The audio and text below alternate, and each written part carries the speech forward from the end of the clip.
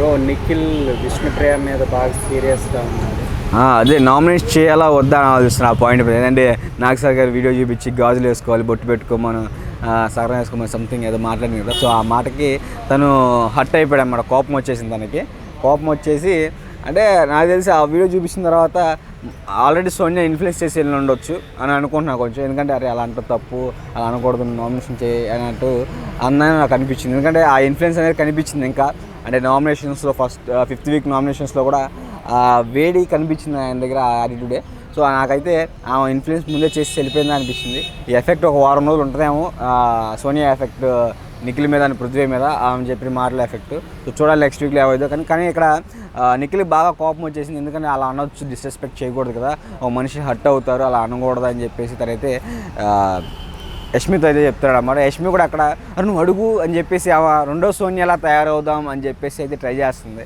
So నాకు నిన్న కూడా వీడియోలో చెప్పాము మనం, ఎందుకో బిహేవియర్ చూస్తుంటే సోనియా లేని లోటు తీరుద్దాం అనే ఇంటెన్షన్తో కనిపిస్తుంది నాకు అని చెప్పేసి నేను చెప్పాను. బట్ ఇప్పుడు నిన్న చూసుకుంటే ఆ ఎపిసోడ్లో అయితే అలాగే అనిపించింది. ఆ మాట్లాడే మాటలో సోనియా లేని ఇన్ఫ్లుయెన్స్ని అడుగు అని చెప్పేసి అనడం కానీ, నువ్వు మాట్లాడు అని చెప్పి ఆయనకు ఒక గైడెన్స్ ఇవ్వడం కానీ చూస్తుంటే అదే సోనియా లేని లోటుని తెడుద్దాం, సోనియా ప్లేస్లో ఉండిపోదాం అనే ఇంటెన్షన్ అయితే నాకు కనిపించింది అక్కడ. సో ఆయనకైతే కోపం వచ్చిందంట నిఖిల్ గారికి. సో నిఖిల్ గారికి కోపం వచ్చి చేసేది అది ఫన్నీగా తీసుకున్నారు కాబట్టి అది ఫన్నీగా ఉంటుంది. ఎందుకంటే నేను కూడా చాలాసార్లు మాటలు చదువుతూనే ఉంటారు, ఆయన కొంచెం యాటిట్యూడ్గా మాట్లాడుతూనే ఉంటాడు యాటిట్యూడ్తో.